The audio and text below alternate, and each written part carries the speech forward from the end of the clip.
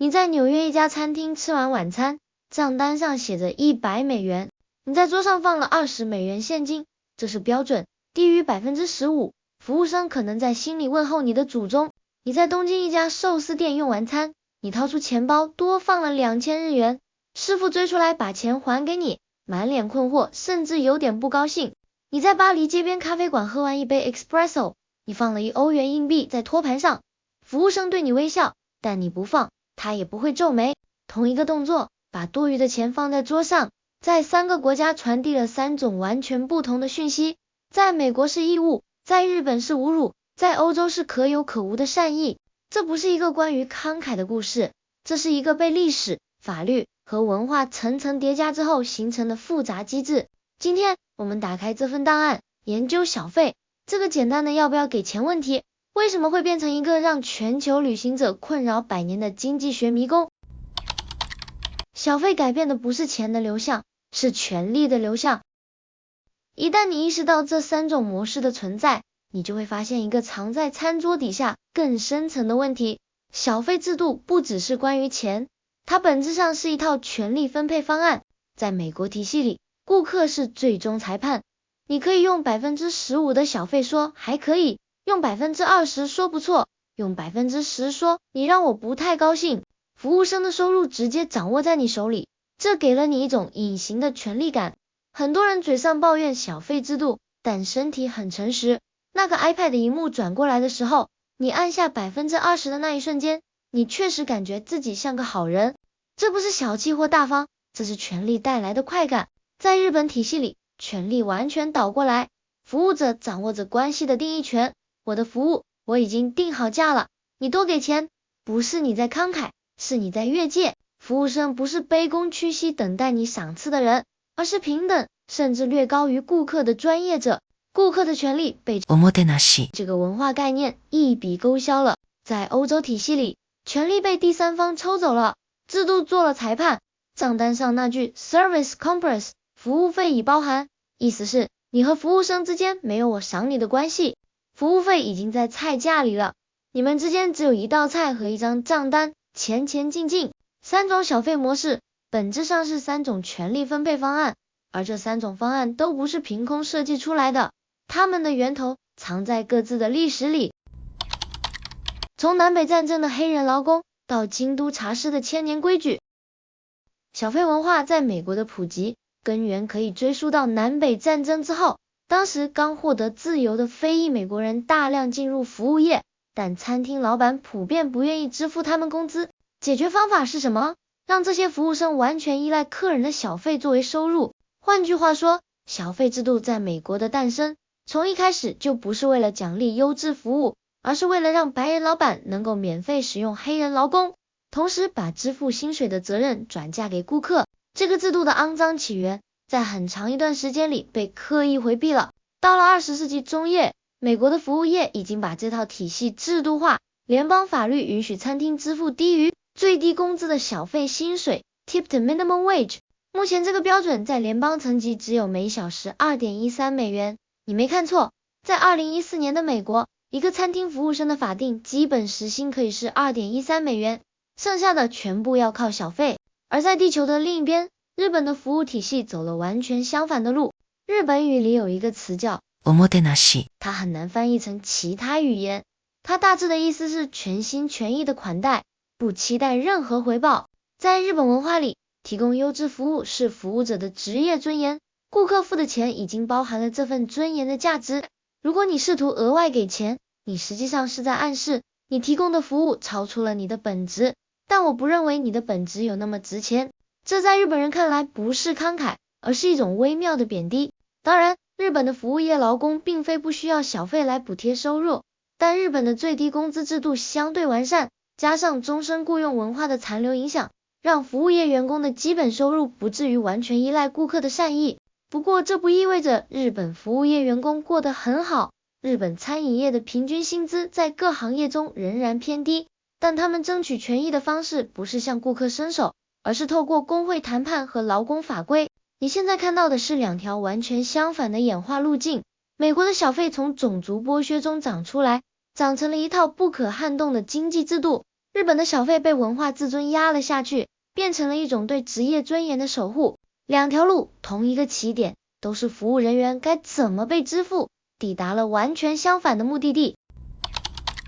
谁在为那张钞票买单？让我们从4个层次来剥开小费经济的运作机制。第一层，服务生的账本。在美国，一个全职餐厅服务生的年收入可以从2万美元到10万美元以上不等，差异完全取决于小费。高级餐厅的服务生可能一晚拿到几百美元小费， Dennis 的服务生可能一晚只有20美元。这种收入结构造成了服务业内部一个荒谬的现象，最需要经验的高级餐厅服务生收入最高可达6位数，而最辛苦的快餐店员工因为没有小费制度，收入反而最低。小费不是在奖励劳动量，而是在奖励餐厅的价格水准。第二层，餐厅老板的困境。美国餐厅业的利润率平均只有 3% 到 6%， 这意味着如果强制支付全额最低工资，大量中小型餐厅会倒闭。这个论点被餐饮业游说团体反复使用，成功阻挡了多次取消小费薪水的立法尝试。但问题是，如果一门生意的商业模式建立在支付员工低于最低工资的基础上，这门生意真的有存在的正当性吗？第三层，顾客的疲劳。过去30年，美国餐饮小费的建议标准从 10% 涨到 15%， 再涨到现在常见的 18% 到 25%。更夸张的是， iPad 结账系统的普及让小费请求蔓延到了原本不涉及小费的场域。买杯咖啡，荧幕上建议你给 20% 小费。在便利商店买一瓶水，荧幕也问你要不要给小费。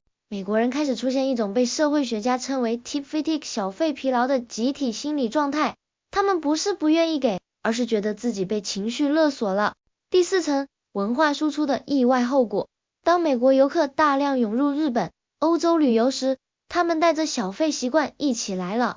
京都的某些高级料亭开始接受小费，不是因为他们需要，而是因为他们不想让美国客人感到尴尬。全球化正在让各国的小费文化趋同，但趋同的方向不是互相理解，而是全部向美国靠拢。换句话说，小费通膨正在输出到全世界，但这4层之间还夹着一个有趣的对比。欧洲的第3条道路。在法国，账单上印着一行字 Service Compris， 服务费已包含。法律规定，餐厅必须将 15% 的服务费直接计入菜价，而不是另外列出来让顾客决定给不给。英国也有类似的做法，但即便在这种体系下，大多数欧洲人仍然会留下一些零钱作为 PORFAF 法文的为了喝一杯小费的原始含义。小费背后的3种社会契约。现在让我们抽离出来，看看这3种小费模式背后的3种完全不同的社会契约。美国的逻辑是市场契约，你服务好我就赏你，顾客是裁判，服务生是选手，小费就是分数。这套逻辑听起来很公平，多劳多得，优质优价。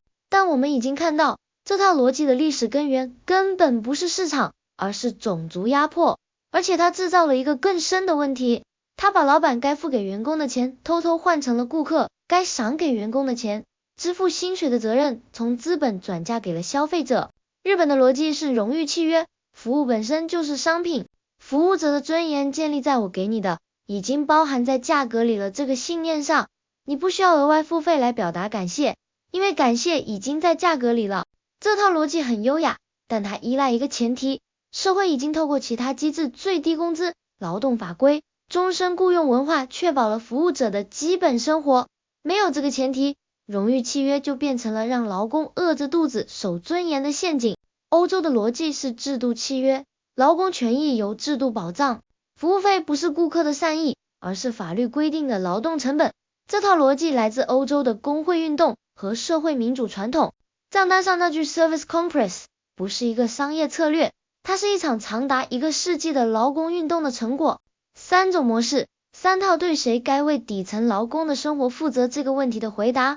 美国说你，消费者；日本说我，服务者的自尊；欧洲说我们，制度。现在，让我们把这3套答案放到更大的脉络中看一看。小费不是一座孤岛。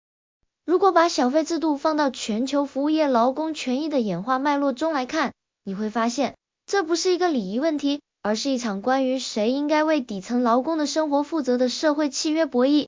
小费像一块投入湖面的巨石，激起的波纹改变了从最低工资立法到零工经济算法的每一样东西。我带你看看3条最关键的波纹。第一条波纹，最低工资的政治经济学。美国联邦小费薪水每小时 2.13 美元，自1991年以来就没有调涨过，超过30年。与此同时，7个州包括加州、华盛顿州和明尼苏达州已经立法取消了小费薪水的例外条款，要求餐厅支付全额最低工资再加上小费。结果呢，这些州的餐厅并没有大规模倒闭，服务生的整体收入反而更稳定了。这戳破了餐饮业游说团体最核心的恐惧宣传。第二条波纹，种族偏见的量化实证。大量研究显示，在美国的小费体系中，少数族裔服务生平均收到的小费低于白人服务生。即使在控制了服务品质、餐厅类型和顾客人口统计学之后，差距仍然存在。一个康奈尔大学的研究甚至发现，金发女服务生收到的小费显著高于深色头发的女服务生。这意味着小费制度不仅没有公平的奖励服务品质，它在系统性的复制社会中的外貌和种族偏见。第3条波纹，零工经济让小费逻辑全面扩散。Uber 在很长一段时间里不允许乘客给司机小费，因为 Travis Kalanick 认为这会让体验变得尴尬。但2017年 Uber 被迫加入了小费功能之后，所有零工平台都跟进了 DoorDash、Instacart 甚至一些自由工作者平台。小费制度正在从餐厅蔓延到整个服务业的光谱，而大数据时代让平台可以精确计算，给顾客看多少建议小费比例，能够最大化平台的抽成。为什么大家都想改，却改不掉？看到这里，你可能会问，如果小费制度有这么多问题，种族歧视、收入不稳定、小费疲劳，为什么美国不改掉它？答案是，这不是一个技术问题，是一个政治经济学死结。第一，改变的成本巨大。美国餐饮业是一个年产值超过1兆美元的产业，任何劳工法规的根本性改变都会引发地震般的连锁反应。第二，既得利益者太多，高级餐厅的服务生不愿意放弃6位数的现金收入，餐厅老板不愿意承担更高的薪资成本，消费者已经习惯了先享用服务再决定给多少钱的权利感。第三，也许是最重要的，美国的政治体系让劳工权益改革极其困难。联邦小费薪水30年没调过，不是因为没有人提案，而是因为餐厅业游说团体的政治捐款覆盖了2党。而与此同时，变化也在悄悄发生。截至2025年，美国已有8个州取消了小费薪水的例外条款，越来越多的餐厅开始尝试无小费模式，把服务费内建在菜价里，给员工支付固定的全额薪资。这些实验的结果还不明朗，但有一点是肯定的，讨论已经开始了。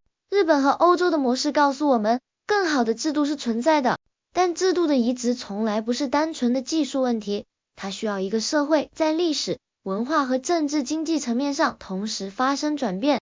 小费不是一个按钮，它是一面镜子。你放下的那张钞票是一张150年的选票。小费是一个奇怪的东西，它在美国是一个建立在种族不平等历史上的经济制度，在日本是一种对职业尊严的误解，在欧洲是一个被劳工运动驯化过的社会契约。它看上去是一个个人选择，给不给，给多少，但实际上你的每一个决定都被一个比你大得多的系统预先框定了。下次当你面对那个 iPad 萤幕，犹豫着要按下 15% 还是 25% 的时候，你会知道自己不只是在决定给这一个服务生多少钱，你是在参与一个长达150年的社会实验。